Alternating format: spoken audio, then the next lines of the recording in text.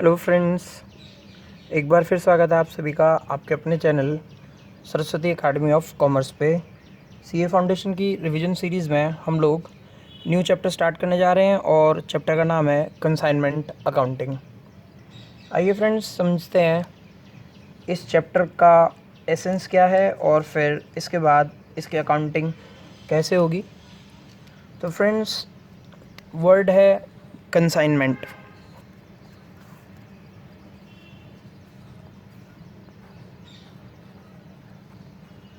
Consignment, अगर आप consignment का लिटरल मीनिंग देखते हैं तो कंसाइनमेंट का लिटरल मीनिंग होता है टू सेंड। हिंदी में आप कह सकते हैं भेजना। सो यहीं से इस चैप्टर की या ये कहूँ इस चैप्टर का फाउंडेशन स्टार्ट होता है, क्योंकि हम क्या कह रहे हैं, to send. Consignment means it means to send, it means to send. तो क्या सेंड, कौन सेंड करेगा। So in case of consignment, so consignment is a transaction in which one person called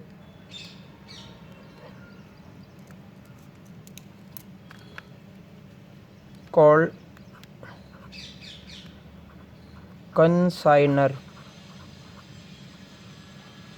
one person called consigner sends goods to another person called consignee.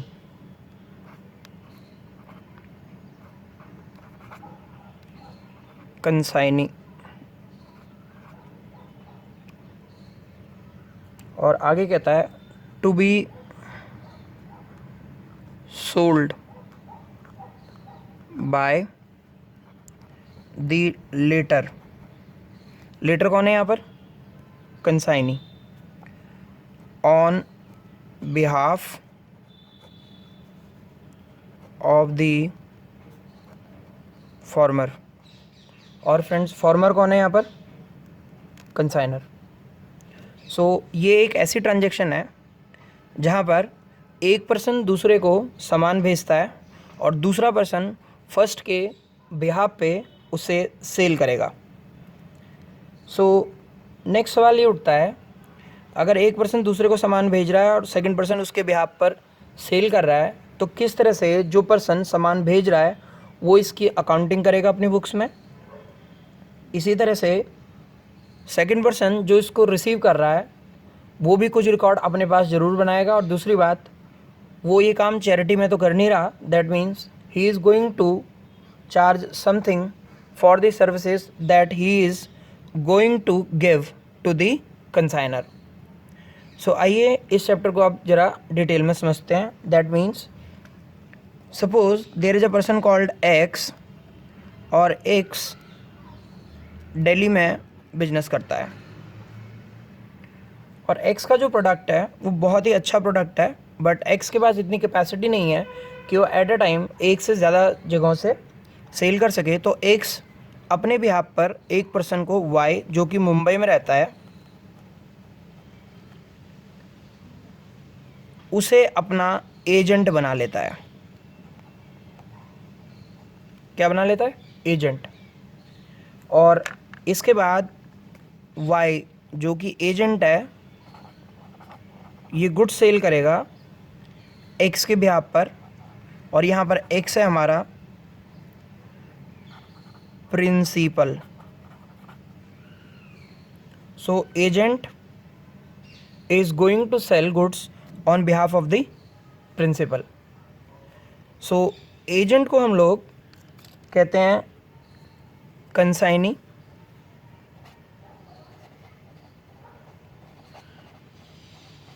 और principal को हम यहाँ पर कहते हैं कंसाइनर। सो फ्रेंड्स, प्रिंसिपल और agent के बीच में, या फिर मैं कहूँ कंसाइनर और कंसाइनी के बीच में प्रिंसिपल और एजेंट का रिलेशनशिप होता है, और ये भी कह सकते हैं आप there is a agency relationship, agency relationship in between consignor and consignee. So friends, ये हमारी ट्रांजेक्शन है जिसे हम कहते हैं कंसाइनमेंट। यहाँ पर दो लोग इन्वॉल्व होते हैं, एक प्रिंसिपल और एक एजेंट, या फिर कंसाइनर और या फिर कंसाइनी। एक्स जो कि दिल्ली में गुड्स सेल कर रहा था, क्योंकि उसके पास बॉम्बे में कोई ऐसी जगह नहीं है या फिर इतना टाइम नहीं है, तो वाई को अपॉइंट कर लेता है और वाई उसके बिहाफ पे गुड्स सेल करता है। अब सवाल ये उठा, प्रिंसिपल अपनी बुक्स ऑफ अकाउंट बनाएगा ये देखने के लिए कि at the end of a particular period उसे क्या नेट प्रॉफिट या लॉस हुआ है। इसी तरह से वाई जो कि बिहाफ पे एक्स के काम कर रहा है वो भी अपने कुछ अकाउंटिंग रिकॉर्ड बनाएगा, क्योंकि वो जो भी सर्विसेज एक्स को देने वाला है वो फ्री ऑफ कॉस्ट कोई भी सर्विस नहीं देगा, और इसके लिए एक्स से कुछ अमाउंट चार्ज करेगा, जिसे हम आने वाले वीडियो में डिस्कस करेंगे। सो फ्रेंड्स, ये इसका बेसिक कंसेप्ट है। In case of a consignment accounting transaction there are 2 person involve, principal and agent. So इधर मैं साइड में बनाता हूँ, आपके पास parties in consignment.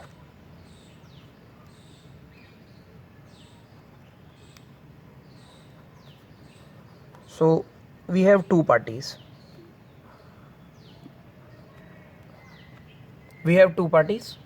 One is called consignor or another is called consignee. So friends, क्योंकि मेरे पास दो पार्टीज़ हैं, एक कंसाइनर और एक कंसाइनी, सो डेफिनेटली मेरे पास दो सेट ऑफ बुक्स रहेंगी। एक होगी कंसाइनर के लिए जिसे हम बोलेंगे बुक्स ऑफ कंसाइनर, और दूसरा कहेंगे बुक्स ऑफ कंसाइनी।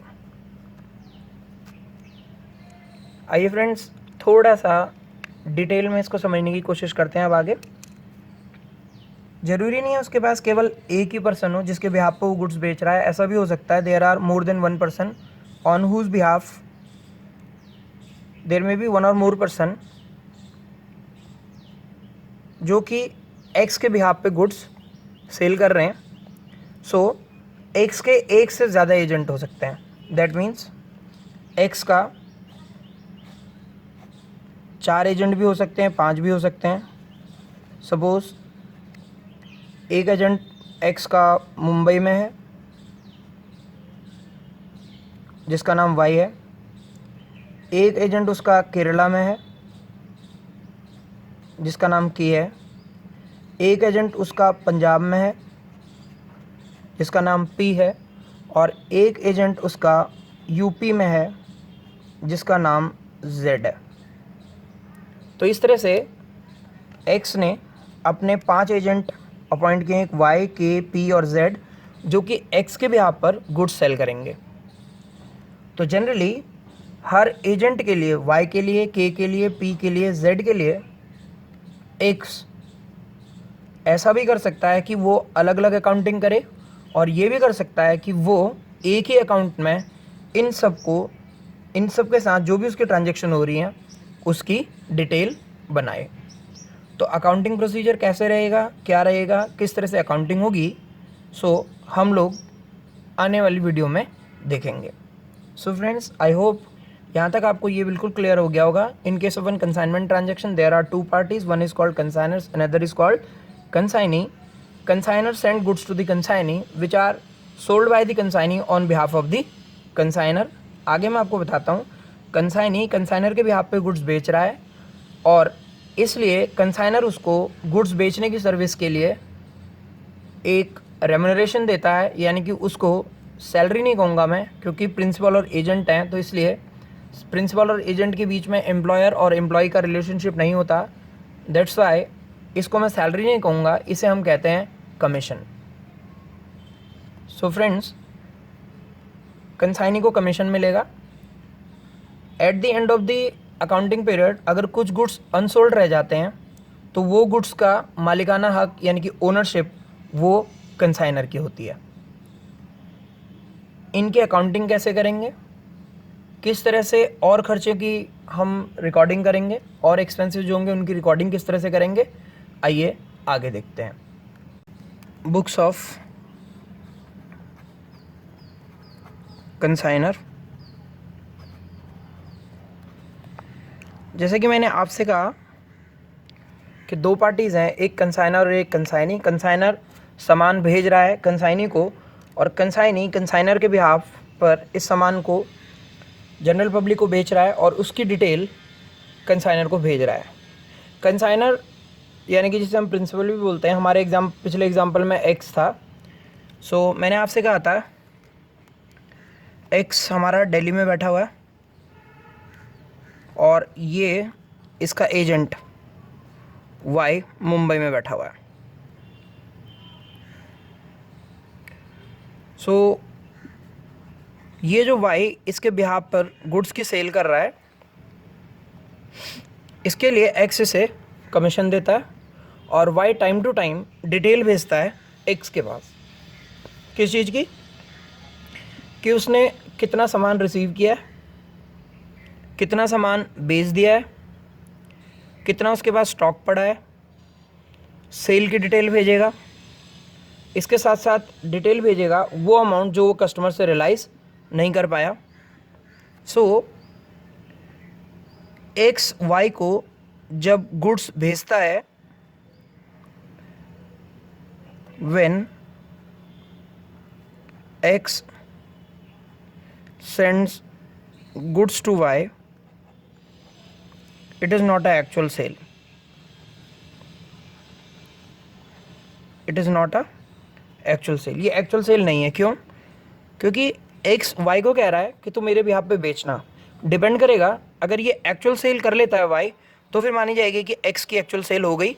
अदरवाइज जब तक Y एक्चुअल सेल इफेक्ट नहीं कर देता, हम नहीं मान सकते कि यहाँ पर X की बुक्स में सेल रिकॉर्ड होगी। So this is not regarded as actual sale. तो सवाल ये उठा, फिर गुड्स कैसे मूव करते हैं? तो एक डॉक्यूमेंट होता है जिसे हम कहते हैं पर फॉर्मा इनवॉइस। पर फॉर्मा इनवॉइस, ये एक्चुअली इनवॉइस मीन्स बिल, ये एक्चुअल बिल नहीं है, ये है पर फॉर्मा इनवॉइस। पर फॉर्मा मीन्स ये इनवॉइस के जैसा है, इसका पर फॉर्मा बिल्कुल इनवॉइस के जैसे है, बट ये एक्चुअल इनवॉइस या एक्चुअल सेल नहीं है। सो एक्स सेंड टू वाई पर फॉर्मा इनवॉइस कि देखो, जिसके अंदर वो डिटेल भेजता है गुड्स की, इनके प्राइस की और क्वांटिटी की। सो ये तीन डिटेल परफॉर्मा इनवॉइस के अंदर होती हैं कि मैं क्या सामान भेज रहा हूँ, क्या प्राइस भेज रहा हूँ और कितनी क्वांटिटी है इस सामान की। सो this is called proforma invoice. इसी तरह से वाई जब सामान बेच देगा तो वो डिटेल भेजेगा, और जो डिटेल वाई एक्स को भेजता है उस डिटेल का नाम होता है account cell. Account cell, please friends इसको आपने सेल अकाउंट नहीं समझना। अगर आप इसको सेल अकाउंट समझ रहे हैं तो ये बहुत बड़ी मिस्टेक है। It is not sale account. So ये जो ट्रांजैक्शन है, इस ट्रांजैक्शन में वाई एक्स को डिटेल भेज रहा है और इस डिटेल जिस डॉक्यूमेंट के थ्रू भेजी जा रही है उसका नाम है अकाउंट सेल। इस अकाउंट सेल में हम कुछ इम्पॉर्टेंट चीज़ें डिस्कस करने वाले हैं, जैसे कि इस अकाउंट सेल में डिटेल होती है सेल्स की, सेल्स मेड, स्टॉक लेफ्ट, अभी हम और पढ़ेंगे एडवांस गिवन, जब एक्स वाई को सामान भेजता है और दोनों अनजान होते हैं तो कई बार एक्स वाई को सामान भेजने में इंटरेस्टेड नहीं होता, उस केस में वाई एक्स को एडवांस भेजता है कि मैं तुझे इतना पैसा दे रहा हूँ एडवांस में और तुम मुझे सामान भेज दो, और बाद में जब सेल हो जाएगी मैं इस एडवांस को उसमें से कटवा लूँगा। देन एक्सपेंसेस जो कंसाइनी खर्चा करेगा। देन बताएगा सेल मेड, स्टॉक लेफ्ट, यानी कि जितना सेल करने के बाद जो बचा, advance given, expenses, balance due, और एक बहुत ही इंपॉर्टेंट चीज़ फ्रेंड्स, कमीशन। यानी कि सेल कितने की, सेल के बाद गुड्स कितने के बचे, उसने एडवांस कितना दिया था, कमीशन कितना बनता है, खर्चे कितने किए उसने कंसाइनी ने, और उसका कितना बैलेंस ड्यू है।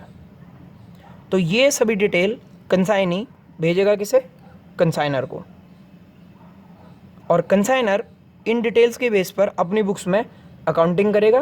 कुछ डिटेल उसके पास होगी जो कि उसने सामान भेजा, कितने का भेजा, कैसे भेजा, वो सब, और बाकी ये डिटेल होगी। सो फ्रेंड्स, मैं आपसे पहले डिस्कस करने जा रहा हूँ books of consignor. So to determine loss और प्रॉफिट, जैसे कि एक्स ने गुड्स वाई को भेजे, कंसाइनर प्रिपेयर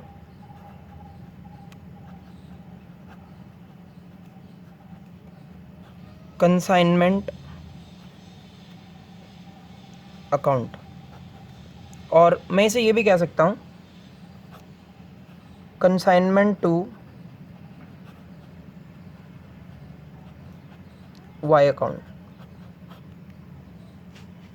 वाई को जो गुड्स उसने कंसाइन किए उसके रिस्पेक्ट में, सो वो consignment to Y, for each consignment वो सेपरेट अकाउंट भी बना सकता है, और एक पर्टिकुलर पर्सन को अगर उसने एक पर्टिकुलर पीरियड में 10 कंसाइनमेंट भेजी हैं तो उन 10 कंसाइनमेंट के लिए वो एक अकाउंट भी बना सकता है, और हर एक कंसाइनमेंट के लिए अलग अलग अकाउंट भी बना सकता है। So consigner prepare consignment account, पहला किस लिए, to determine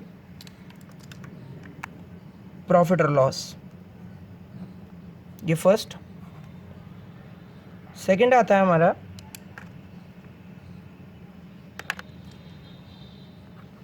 to determine balance due from और ड्यू टू कंसाइनी। इसके लिए बनाता है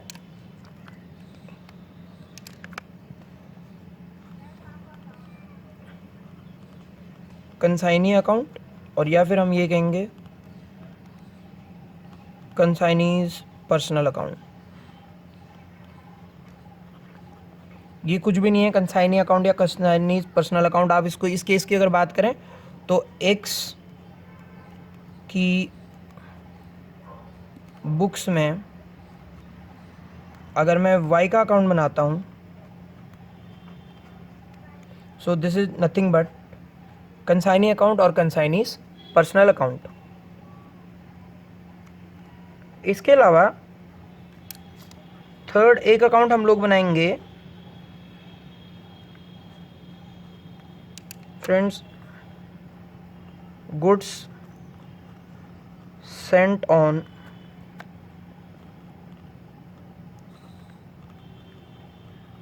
कंसाइनमेंट अकाउंट।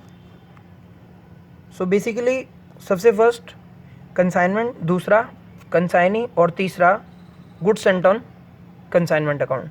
सो ये तीन अकाउंट हम प्राइमरीली किसी भी क्वेश्चन में दिए हुए होते हैं कि हमें ये बनाने हैं जब भी हम किसकी बुक्स बनाएंगे, कंसाइनर की सिखाऊंगा।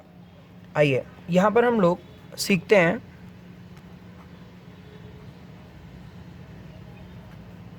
जर्नल एंट्रीज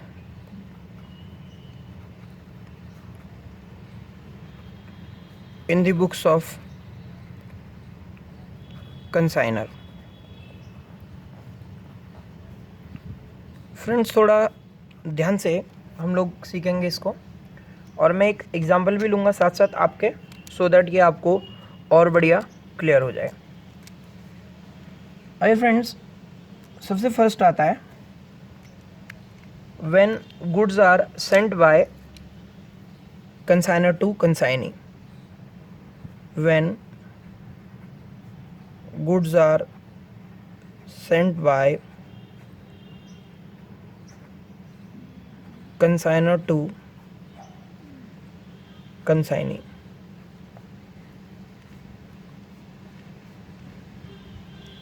सो जब गुड्स ट्रांसफ़र करेगा कंसाइनर कंसाइनी को, तो हम लोग जनरल एंट्री पास करेंगे।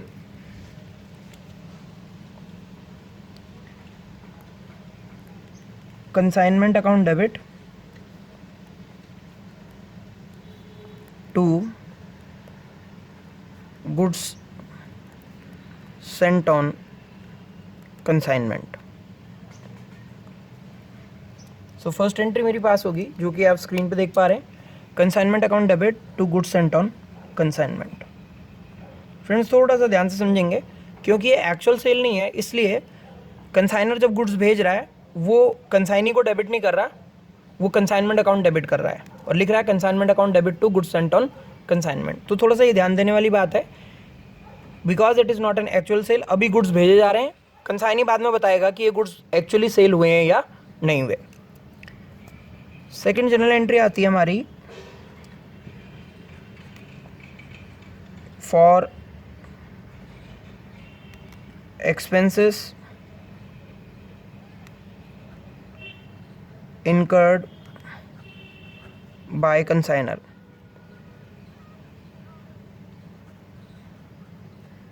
For expenses incurred by consignor, यहाँ पर जो हमारा कंसाइनर है वो खर्चे कर रहा है। कौन से खर्चे कर रहा है? For expenses incurred by consignor। Consigner खर्चे करने जा रहा है किसके रिस्पेक्ट में? कंसाइनमेंट के रिस्पेक्ट में। सपोज एक्स ने गुड्स भेजे वाई को, जो कि मुंबई में रहता है, और जब वो सामान यहाँ से भेज रहा है तो उसको उनकी कुछ बेसिक पैकिंग करानी पड़ेगी, और उसके साथ जब गुड्स जाएंगे तो उनका इंश्योरेंस कराना पड़ेगा। अगर यहाँ से गुड्स को भेज रहा है तो गुड्स को यहाँ से बॉम्बे तक जाने का किराया पे करेगा, साथ साथ कंसाइनर इंश्योरेंस का खर्चा भी पे कर सकता है। So for expenses incurred by consigner in respect of consignment,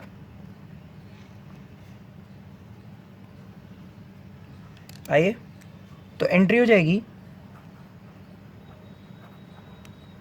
consignment account debit to bank account.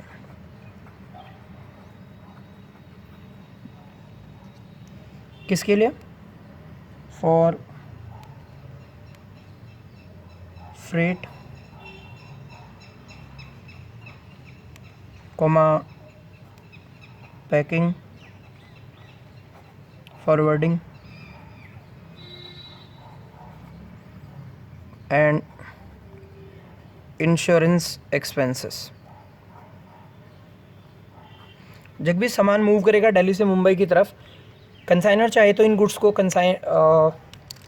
Insured कराएगा, यानी कि इंश्योरेंस करा देगा, सो दैट अगर रास्ते में गुड्स डिस्ट्रॉय हो जाते हैं तो कल को उसे नुकसान ना हो, इंश्योरेंस कंपनी इस नुकसान के लिए उसे कॉम्पनसेट करे। तो इस खर्चे के लिए एंट्री हो जाएगी consignment account debit to bank.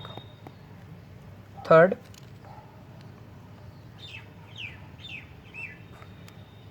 For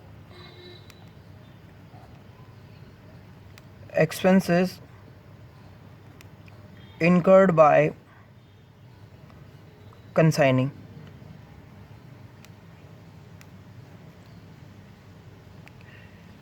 आइए अब एक सिचुएशन इमेजिन करते हैं। एक्स दिल्ली में है और उसने सामान भेजा है वाई ऑफ मुंबई को। ये बहुत ही बढ़िया एग्जाम्पल है और ज़रा सा समझने की कोशिश करनी है हमने। एक्स का ऑफिस सीपी में है, कनॉट प्लेस में है, और मुंबई में ये सामान पहुंचना है। मुंबई छत्रपति शिवाजी टर्मिनल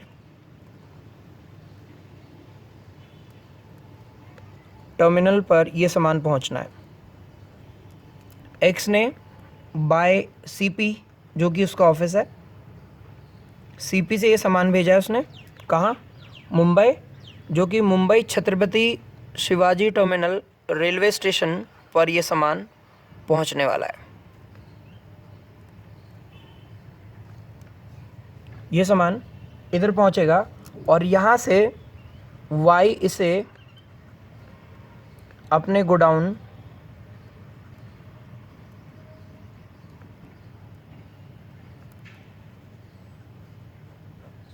जो कि वासी में है उधर लेके जाने वाला है।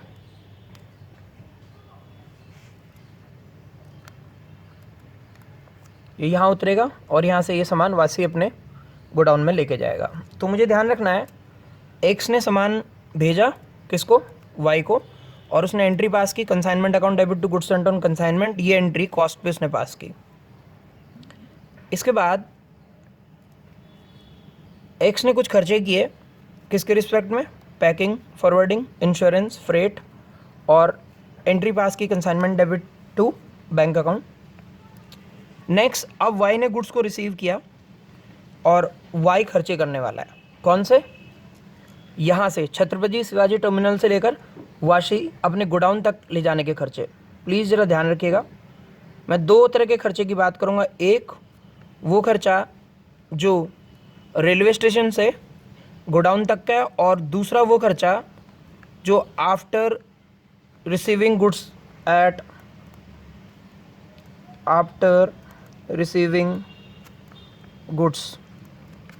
एट गोडाउन होंगे। हम दो तरह की खर्चे की बात करेंगे। एक वो जो कहाँ से? छत्रपति शिवाजी टर्मिनल से लेकर वाई, ये मेरे रेलवे स्टेशन है,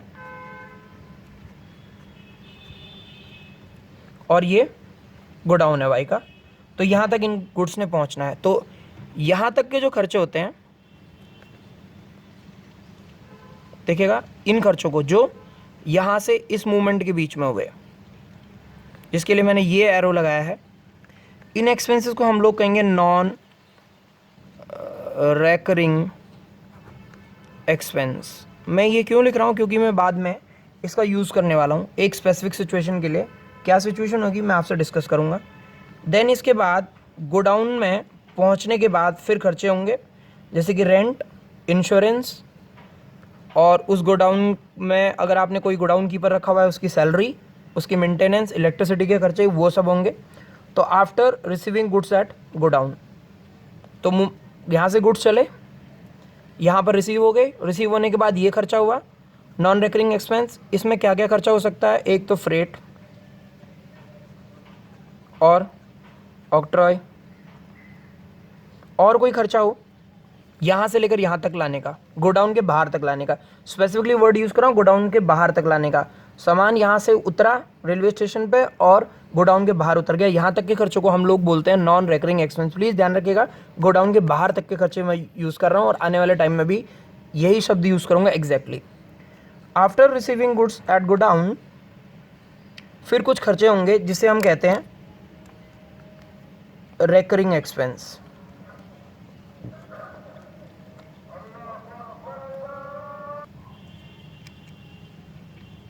so friends, for expenses incurred bye,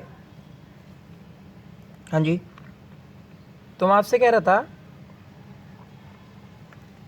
जो खर्चे गोडाउन में आने के बाद होंगे after receiving goods at godown, इन्हें हम कहते हैं रिकरिंग एक्सपेंस। जैसे godown rent,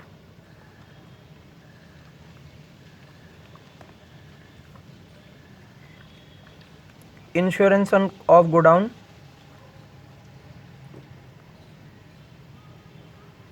salary of staff,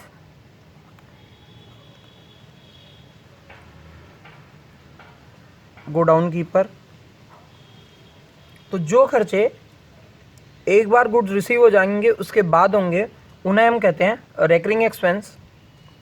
और रेलवे स्टेशन से या फिर अगर गुड्स बाय एयर आ रहे हैं, एयरपोर्ट से गोडाउन तक के खर्चे, उन्हें हम बोलेंगे नॉन रेकरिंग एक्सपेंस। फ्रेंड्स, ये मैं अभी थोड़ी देर में स्टॉक की जो वैल्यू करूँगा तो उसमें यूज़ करने वाला हूँ, लेकिन मैंने इनको दोनों को अलग अलग कर दिया है।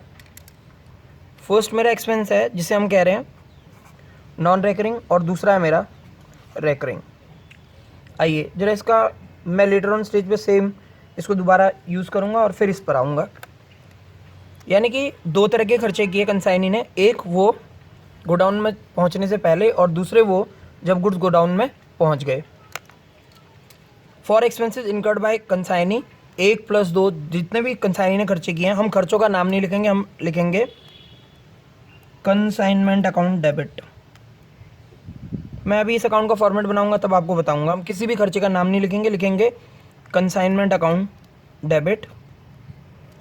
क्यों? क्योंकि खर्चा हुआ है। किसने किया हमारे भी आप पे? कंसाइनी ने किया। तो हम यहाँ लिखेंगे to consignee account. So for expenses incurred by consignee, consignment account debit to consignee account. और प्लीज़ ध्यान रखिएगा यहाँ पर मेरे जो खर्चों का टोटल आएगा वो 1+2 होने चाहिए, यानी कि फॉर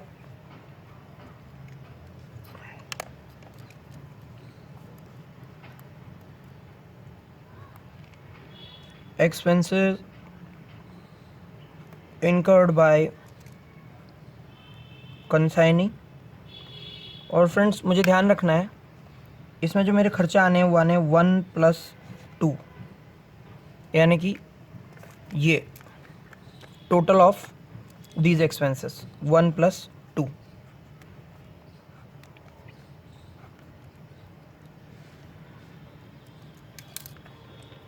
देन फोर्थ आता है हमारा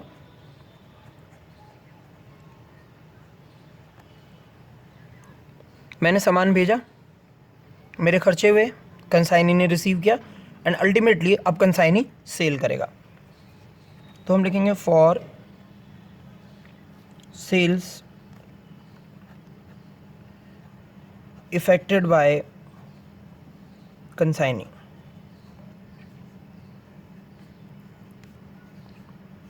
कंसाइनी ने सेल की तो उसके लिए हम लोग जनरल एंट्री पास करेंगे। अब सेल होने के बाद मेरा राइट बन जाता है पैसे लेने का, मैं कंसाइनर हूँ, और कंसाइनी मेरा डेटर बन जाएगा किस सेल के लिए? जो सेल उसने की है। तो मैं यहाँ पे लिखूँगा consignee debit to consignment account.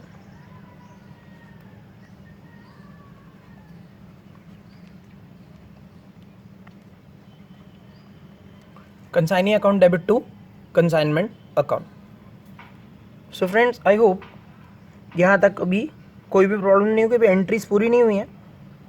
अभी हमने 4 एंट्री पास किए हैं सामान भेजने की। कंसाइनर ने खर्चा किया, वो कंसाइनी ने खर्चा किया, और फाइनली कंसाइनी ने गुड्स की सेल कर दी। नेक्स्ट एंट्री आती है जब कंसाइनी सेल कर देगा तो वो कमीशन मांगेगा। For commission due in respect of consignment।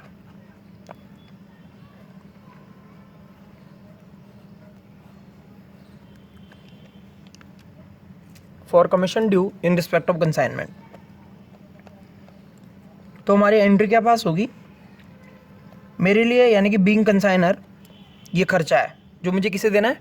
कंसाइनिंग को। तो कंसाइनी हो गया मेरा क्रेडिटर, और जो कमीशन देना है वो मेरा खर्चा है, और एक्सपेंस हो जाएगा मेरा डेबिट। और मैंने कहा फिर मैं किसी भी एक्सपेंस का नाम नहीं लिखूंगा, मैं लिखूंगा consignment account debit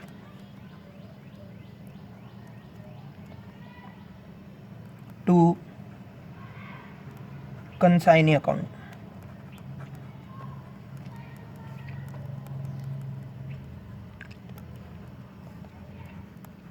for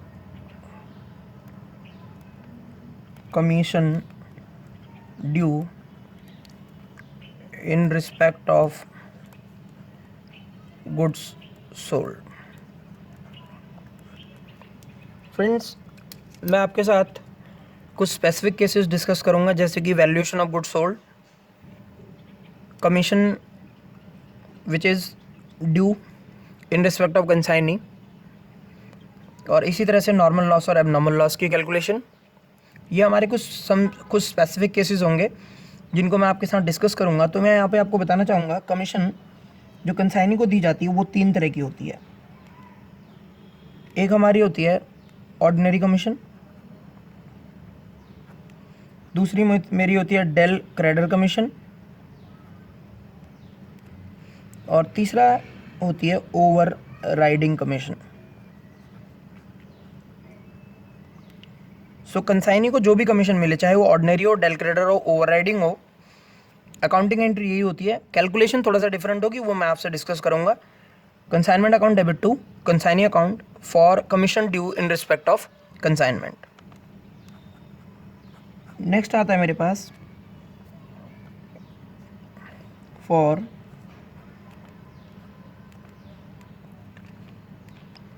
stock left with consignee at the end of accounting year। So friends, मैं अपनी बुक्स ऑफ अकाउंट क्लोज करने वाला हूँ एज ए कंसाइनर, और कंसाइनी के पास मेरे कुछ गुड्स पड़े हुए हैं जिनकी अभी तक सेल नहीं हुई है। तो जनरली इन गुड्स को हम लोग स्टॉक कॉस्ट पे वैल्यू करते हैं, और इसके साथ इनका ओनरशिप का राइट या मालिकाना राइट कंसाइनर का होता है, न कि कंसाइनी का। सो कंसाइनर अपनी बुक्स में एंट्री पास करता है, stock on consignment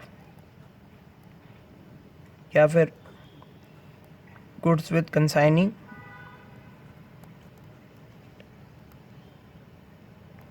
debit, stock on consignment या goods with consignee account debit to consignment account.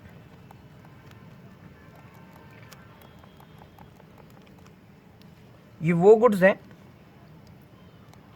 जिनकी सेल अभी तक इफेक्ट नहीं हुई है, और ये गुड्स हमारे कंसाइनी के पास पड़े हुए हैं।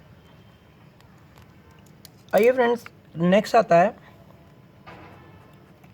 दूसरा। आपको बताना चाहूँगा, इन गुड्स को हम लोग हमेशा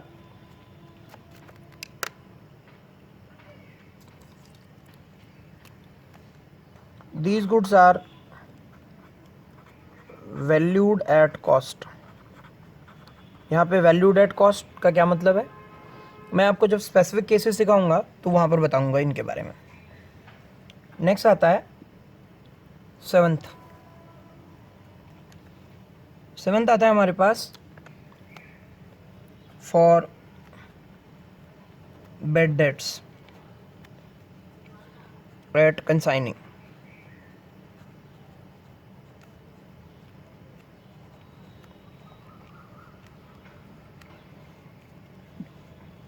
थोड़ा सा हमने ध्यान रखना है इस बात का। मैं कंसाइनिंग के जब कमीशन का केस आपके साथ डिस्कस करूंगा तो वहाँ पर भी इसके बाद डिटेल में बताऊंगा इसके बारे में। तो अगर कंसाइनी को कुछ सेल्स के पैसे नहीं मिलते और वो बेड डेट्स हो जाते हैं, तो फिर उसके रिस्पेक्ट में हम लोग जनरल एंट्री पास करते हैं, क्योंकि अल्टीमेटली ये नुकसान कंसाइनर का है, और कंसाइनर अपने प्रॉफिट या लॉस को डिटरमाइन करने के लिए कंसाइनमेंट अकाउंट बना रहा है, तो इस लॉस को वो कंसाइनमेंट अकाउंट में डेबिट करेगा। तो पहला केस आएगा if del creditor commission not given, यानी कि अगर कंसाइनर ने कंसाइनी को डेल क्रेडिटर कमीशन नहीं दिया, अगर कंसाइनर ने कंसाइनी को डेल क्रेडिटर कमीशन नहीं दिया तो फिर जनरल एंट्री पास होती है consignment account debit to consignee account.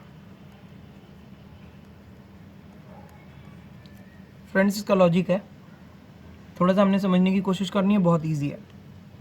जब सेल हुई थी हमने एंट्री पास की थी consignee account debit to consignment, यानी कि हमने कंसाइनी को अपना डेटर बना दिया था। जब सेल हुई थी तो मैंने एंट्री पास की थी consignee account debit to consignment, और मैंने कंसाइनी को अपना डेटर बना दिया था कि मुझे उससे पैसे लेने हैं। कंसाइनी को पता नहीं था, जिस पर्सन को उसने सेल की उसने उसके पैसे नहीं लौटाए, या फिर वो पर्सन इंसॉल्वेंट हो गया बाय व्हाट्सोएवर रीजन या भाग गया। तो कंसाइनी ने बोला मुझे ये पैसा नहीं मिलना आज के बाद और ये बेड डेट हो गया है। तो अगर बेड डेट हो जाता है और सेकंड केस आता है मेरा, if del creditor commission is given. इस एंट्री के पीछे मैं आपको लॉजिक भी बताऊंगा कि हम ऐसा क्यों करें, गिवन का क्या मतलब है, नॉट गिवन का क्या मतलब है। तो यहाँ पर हम लोग एंट्री पास करेंगे और मैं लिखूंगा नो एंट्री। एंट्री पास करेंगे बिल्कुल नहीं करेंगे, नो एंट्री। यहाँ हम लिखेंगे नो एंट्री।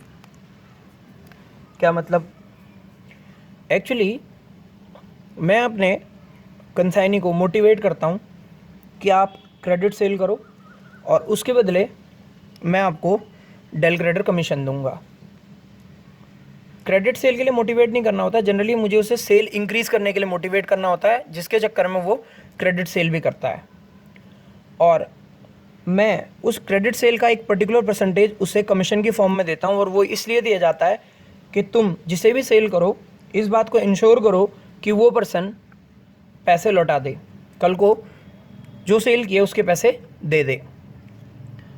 फिर एक बार डेल क्रेडिटर कमीशन देने के बाद जो कि आपने कंसाइनी को दी, और वो कोई भी उसकी तरफ से कोई लापरवाही रहती है, वो किसी भी ऐसे अरे गरे पर्सन को सेल कर देता है जो कि कल को पैसे नहीं देता, तो फिर कंसाइनर बहुत क्लियरली कह देता है ये मेरा लॉस नहीं है। तो जब डेल क्रेडिटर कमीशन ऑलरेडी हम लोग कंसाइनी को दे चुके हैं, तो अब अगर बैड डेट होते हैं तो इसकी जिम्मेवारी कंसाइनी की होती है, न कि कंसाइनर की। सो इस केस में हम लोग लिखते हैं नो एंट्री। लेकिन अगर मैंने उसे डेल क्रेडिटर कमीशन नहीं दिया तो दैट मीन्स अब कोई बैड डेट होता है तो ये रिस्क कंसाइनर का होता है, तो इसलिए कंसाइनर अपनी बुक्स में से रिकॉर्ड करता है और लिखता है consignment account debit to consignee account. So generally friends, कुछ स्पेसिफिक केसेस को छोड़ दूं तो एक एग्जामिनेशन प्रॉब्लम में इतने केस होते हैं जितना हमने अभी तक डिस्कस किया है। नेक्स्ट आता है फॉर प्रॉफिट और लॉस ऑन कंसाइनमेंट।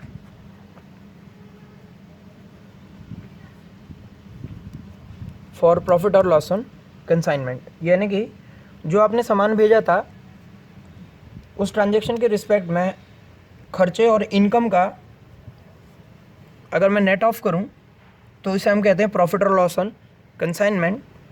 सो इसमें हम लिखेंगे फॉर प्रॉफिट, अगर आपको प्रॉफिट होता है तो एंट्री पास होगी consignment account debit to profit and loss account, और कई जगहों पे लिखा हुआ होता है general profit and loss account. ये general profit and loss account हम क्यों लिख रहे हैं इसके बारे में आपसे डिस्कस करूंगा later on in the same video. और अगर लॉस होगा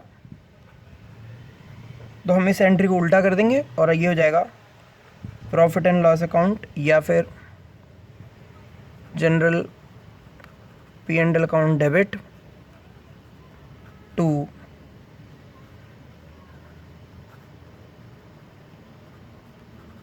कंसाइनमेंट अकाउंट।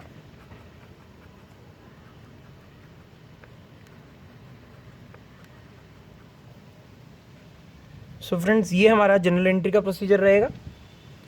सो आइए इसके बाद देखते हैं हम लोग किस तरह से कंसाइनमेंट अकाउंट प्रिपेयर करेंगे। सो फ्रेंड्स, जैसा कि आप देख पा रहे हैं स्क्रीन पर, मेरे पास बना हुआ है कंसाइनमेंट अकाउंट और इसकी दो साइड हैं, एक डेबिट और क्रेडिट। तो आइए पहले इसके बारे में एक आपको ख़ास बात बताता हूँ। ये एक नॉमिनल अकाउंट की तरह काम करेगा। सो मैं ये कह सकता हूँ ये नॉमिनल अकाउंट इन नेचर है, nominal account in nature consignment account. इसकी दो साइड, एक डेबिट और एक क्रेडिट है। यानी कि नॉमिनल अकाउंट के लिए आपके पास रूल अगर आपको याद हो तो debit all expenditure, credit all gains. अगर आप रिकॉल कर पा रहे हो, आपने 11th-12th में पढ़ा होगा बेसिक अकाउंटिंग में, debit all expense, credit all gains.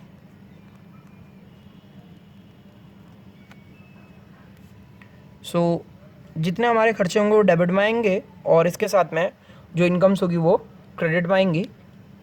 तो सबसे पहले हमने एंट्री पास की थी, first entry, when goods are sent by consigner to the consignee. तो जब कंसाइनर गुड्स भेजता है कंसाइनी को तो एंट्री पास करता है to goods sent on consignment. आपने देखा था यही लिखा था, goods consignment account debit to goods sent on consignment. Second, खर्चे किए थे कंसाइनर ने तो एंट्री पास की थी consignment account debit to bank. और मैंने आपको बताया आपने खर्चों का नाम इसके नीचे लिखना है। अब यहाँ पर खर्चों का नाम नहीं लिखना, आप इसके नीचे लिखेंगे बैंक में। जैसे कि उसने पे किया होगा फ्रेट, पे किया होगा इंश्योरेंस, जो रास्ते में गुड्स जा रहे हैं उनका इंश्योरेंस करा रखा हो सकता है, और उनके पैकिंग का खर्चा, और कोई उन गुड्स को भेजने से रिलेटिंग अगर कोई खर्चा है तो ये खर्चा आ जाएगा हमारे पास इधर बाहर टू बैंक। और यहाँ पर आप लिखेंगे expenses of consigner. Friends, next है टू कंसाइनी अकाउंट, यानी कि when goods are receive by the consignee and consignee incur expenses. तो एंट्री थी consignment account debit to consignee account और यहाँ पर हमने लिखा एक्सपेंस ऑफ कंसाइनी। फ्रेंड्स, जैसा कि मैंने आपको बताया था दो तरह के खर्चे होते हैं, एक नॉन रेकरिंग और दूसरा रेकरिंग। एंट्री थी consignment account debit to consignee 1+2। So यहाँ पर आप लिख लेंगे ब्रैकेट में 1+2, यानी कि recurring as well as non recurring दोनों आएंगे यहाँ पर। आइए नेक्स्ट था हमारा, कंसाइनी ने सेल की तो मैंने कंसाइनी को अपना डेटर बना लिया था और मैंने एंट्री पास की थी कंसाइनी पर्सनल अकाउंट डेबिट या consignee account debit to consignment account. तो आप इधर लिखेंगे बाय कंसाइनी या फिर कंसाइनीज पर्सनल अकाउंट। कुछ खास डिफरेंस नहीं है कंसाइनी या पर्सनल अकाउंट। अगर वाई मेरा था कंसाइनी तो मैं यहाँ पे बाय वाई भी लिख सकता हूँ। सो ये मेरा अमाउंट आ जाएगा। इसके बाद मैं एक स्पेशल ट्रांजैक्शन है उसके लिए एक लाइन छोड़ रहा हूँ और बाद में एक बार फिर इसी अकाउंट में आपको लेके आऊँगा।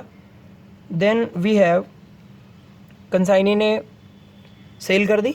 कंसाइनी के सेल करने के बाद कुछ बेड डेट हो गए और मैंने आपको बताया था बेड डेट उस सेल के रिस्पेक्ट में है जिसके लिए कंसाइनी को डेल क्रेडिटर कमीशन नहीं मिला।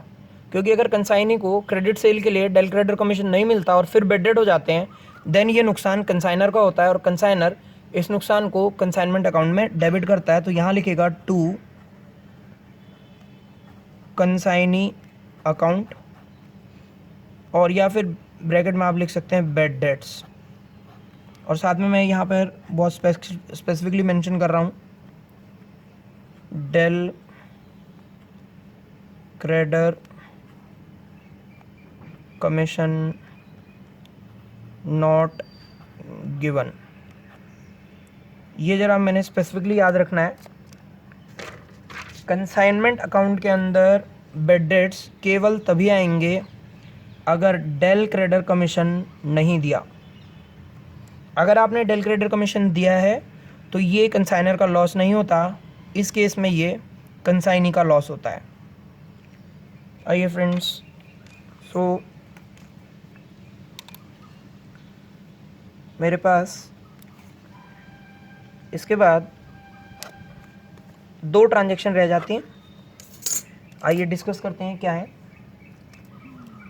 बैड डेट्स, एक मैंने कंसाइनी को कमीशन दिया होगा, जो सेल कंसाइनी ने इफेक्ट की, कंसाइनी को उसके लिए कमीशन मिलता है। और मैंने आपसे कहा था 2 तरह का होता है, या तो एक डेल क्रेडिटर, 3 तरह का होता है, डेल क्रेडिटर, ओवरराइडिंग और नॉर्मल।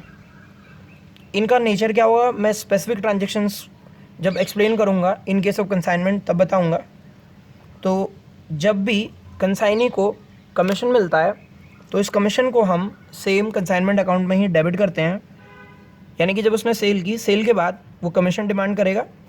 एक्सपेंस जितने के कंसाइनी के, उसके लिए एक अलग एंट्री पास करेंगे हम लोग, और एक एक्स्ट्रा एंट्री पास होगी टू कंसाइनी अकाउंट। ये मैं रेड से हाईलाइट कर रहा हूँ सो दैट याद रहे, भूले नहीं हम इसको। और ब्रैकेट में यहाँ लिख रहा हूँ कमीशन के लिए, कमीशन ड्यू, जितना कंसाइनी का कमीशन ड्यू बनता है उसके लिए। सो पहली गुड्स भेजे तो 2 गुड्स सेंट ऑन कंसाइनमेंट, खर्चा किया 2 बैंक, 2 कंसाइनी कमीशन के लिए, 2 कंसाइनी जो खर्चे किए कंसाइनी ने कंसाइनमेंट पे, तीसरा बैड डेट्स हो गए उसके लिए। आइए मैं ये कह रहा था एक ट्रांजैक्शन के लिए मैं जगह छोड़ रहा हूँ, इसको मैं आगे एक्सप्लेन करने जा रहा हूँ। फिर इसके बाद नेक्स्ट आएगा bye stock on consignment,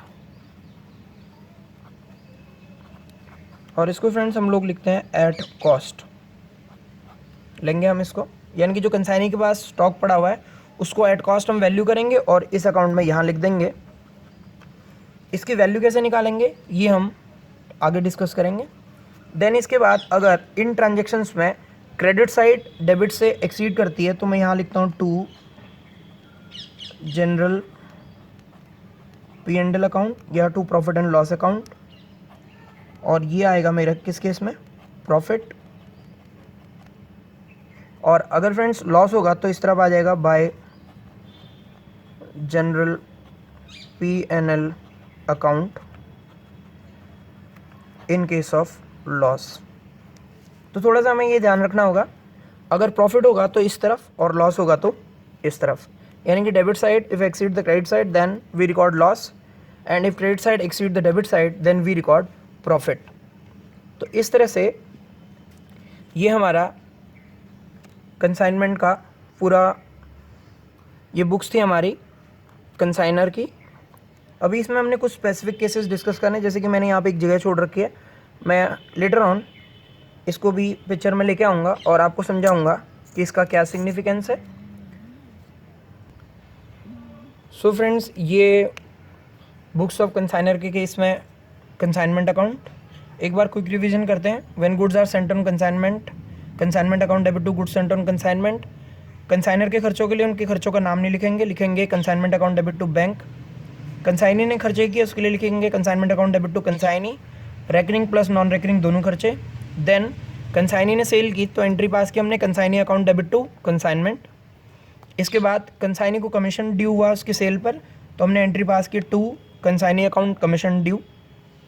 then कुछ सेल के रिस्पेक्ट में पैसे नहीं मिले, यानी कि बैड डेट हो गया, जो कंसाइनी को पैसे नहीं मिले और कंसाइनी ने हमें इन्फॉर्म किया जिसके रिस्पेक्ट में कि हमने उसे डेल क्रेडिटर कमीशन नहीं दिया था, इसलिए वो हमारा लॉस है। तो consignment account debit to consignee. और इसके बाद बाय स्टॉक ऑन कंसाइनमेंट, कौन से गुड्स के लिए जो अनसोल्ड हैं और उसके लिए एंट्री पास होती है stock on consignment account debit to consignment. Bad debts के लिए एंट्री पास होती है consignment account debit to consignee account, और ब्रैकेट में आप लिख सकते हैं बैड डेट्स। और इसके बाद हम इस अकाउंट को बैलेंस करते हैं। अगर बैलेंसिंग क्रेडिट साइड की तरफ आती है तो इट इज़ अ लॉस, और अगर डेबिट साइड की तरफ आती है तो इट इज़ अ प्रॉफिट।